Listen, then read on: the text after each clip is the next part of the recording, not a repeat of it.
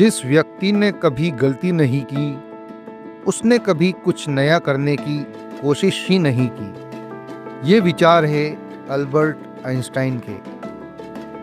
Big diaries में आपका स्वागत है। दोस्तों, आज हम आपको विज्ञान की दुनिया के सबसे प्रसिद्ध और महान वैज्ञानिक अल्बर्ट आइंस्टाइन की जीवनी के बारे में बताने जा रहे हैं। उनका नाम सुनते ही हम सभी के मन में सबसे पहला ख्याल उनके सापेक्षता के सिद्धांत, थ्योरी ऑफ रिलेटिविटी और प्रसिद्ध समीकरण E=mc² का आता है।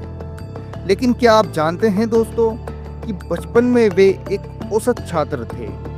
उन्हें बोलने में भी समस्या थी और उनके अध्यापक यह मानते थे कि वे किसी बड़े वैज्ञानिक नहीं बन सकते। आइए जानते हैं कैसे अल्बर्ट आइंस्टाइन ने अपनी कड़ी मेहनत और निरंतर खोजों के जरिए दुनिया को एक नया दृष्टिकोण दिया। अल्बर्ट आइंस्टाइन का जन्म 14 मार्च 1879 को उल्म, जर्मनी में हुआ था। उनके पिता हर्मन आइंस्टाइन एक इलेक्ट्रिकल इंजीनियर थे और माता पाउलिन आइंस्टाइन एक संगीत प्रेमी थी।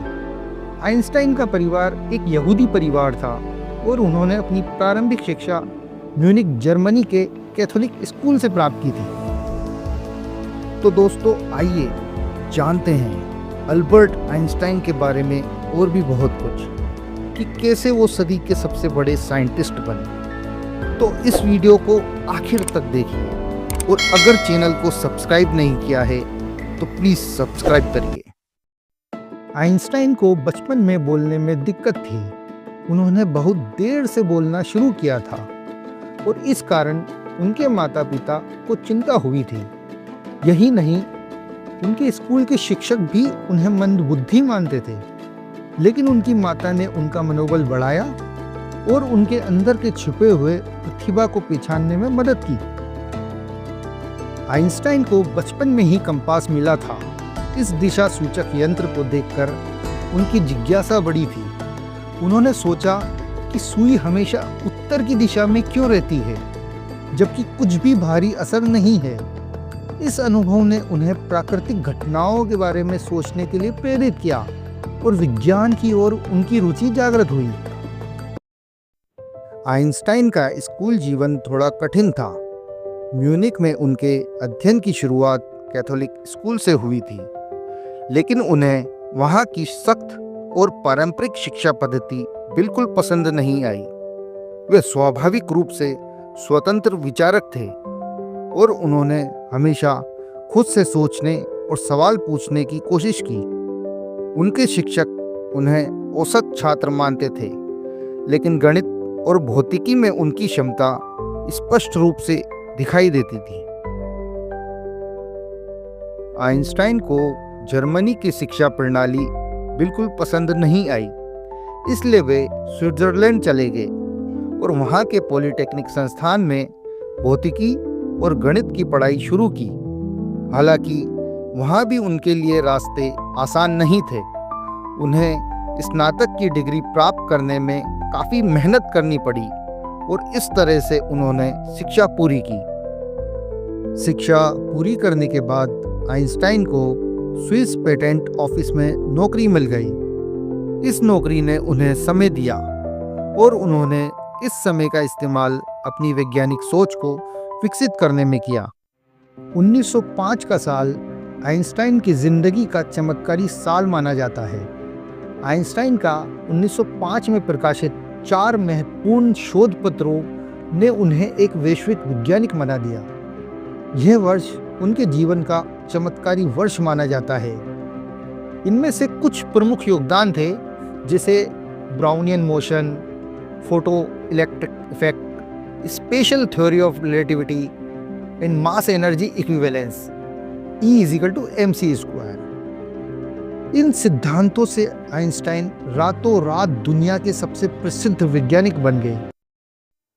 आइंस्टाइन को 1921 में नोबेल पुरस्कार से सम्मानित किया गया, लेकिन यह पुरस्कार उन्हें उनके प्रसिद्ध थ्योरी ऑफ रिलेटिविटी के लिए नहीं, बल्कि फोटो इलेक्ट्रिक इफेक्ट प्रभाव पर किए गए कार्य के लिए मिला था। इस पुरस्कार ने उन्हें वैश्विक स्तर पर मान्यता दिलाई और वे पूरी दुनिया में प्रसिद्ध हो गए। 1933 में हिटलर के सत्ता में आने के बाद आइंस्टाइन ने जर्मनी छोड़ने का निर्णय लिया। वे नाजी पार्टी के अत्याचारों के विरोध में थे और यह महसूस करते थे कि जर्मनी में उनका जीवन अब सुरक्षित नहीं है। आइंस्टाइन ने अमेरिका में प्रिंसटन विश्वविद्यालय में प्रोफेसर की नौकरी ली। वहाँ उन्होंने विज्ञान और शिक्षा के क्षेत्र में कई योगदान किए और अंतर्राष्ट्रीय शांति की दिशा में भी कार्य किया। 1939 में आइंस्टाइन ने अमेरिकी राष्ट्रपति फ्रैंकलिन डी रूजवेल्ट को एक पत्र लिखा, जिसमें उन्होंने बताया कि जर्मनी परमाणु बम बनाने की क्षमता रखता है। इस पत्र ने अमेरिका को मैनहट्टन प्रोजेक्ट शुरू करने के लिए प्रेरित किया, जिससे परमाणु बम बनाने का निर्माण शुरू हुआ। हालांकि बाद में आइंस्टाइन इस पर बहुत पछताए, क्योंकि वे कभी भी युद्ध और विनाश की ओर अग्रसर नहीं होना चाहते थे। आइंस्टाइन की दूसरी पत्नी एल्सा आइंस्टाइन थी, जिनसे उन्होंने 1919 में शादी की थी।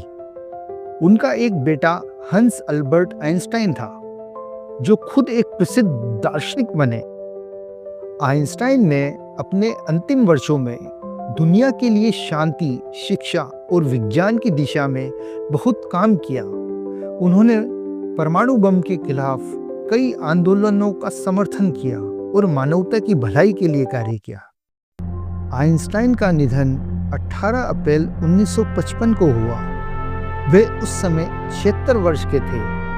उनके निधन के बाद उनके मस्तिष्क को वैज्ञानिक अध्ययन के लिए सुरक्षित किया गया था, ताकि यह पता चल सके कि उनकी असाधारण बुद्धिमत्ता का कारण क्या था।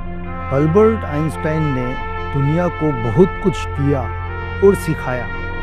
आइंस्टाइन ने हमें यह सिखाया कि सवाल पूछना और नई सोच को अपनाना सबसे महत्वपूर्ण है। आइंस्टाइन ने कभी हार नहीं मानी, बल्कि हर चुनौती को अवसर के रूप में देखा।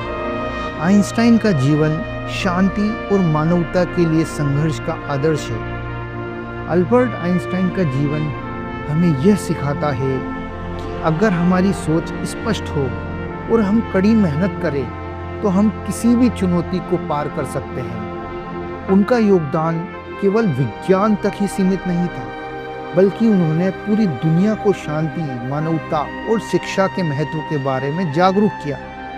उनके सिद्धांतों ने न केवल विज्ञान को नया दृष्टिकोण दिया, बल्कि उन्होंने पूरी मानवता को यह समझाया कि दुनिया को केवल सकारात्मक सोच और समाज की भलाई से ही बदला जा सकता है। दोस्तों, अगर ये वीडियो आपको पसंद आया है तो प्लीज़ इसको लाइक और शेयर करना ना भूलें। और अगर आप इस चैनल पर नए आए हैं तो चैनल को सब्सक्राइब कर लीजिए। आपके प्यार और सपोर्ट के लिए थैंक यू फ्रेंड्स।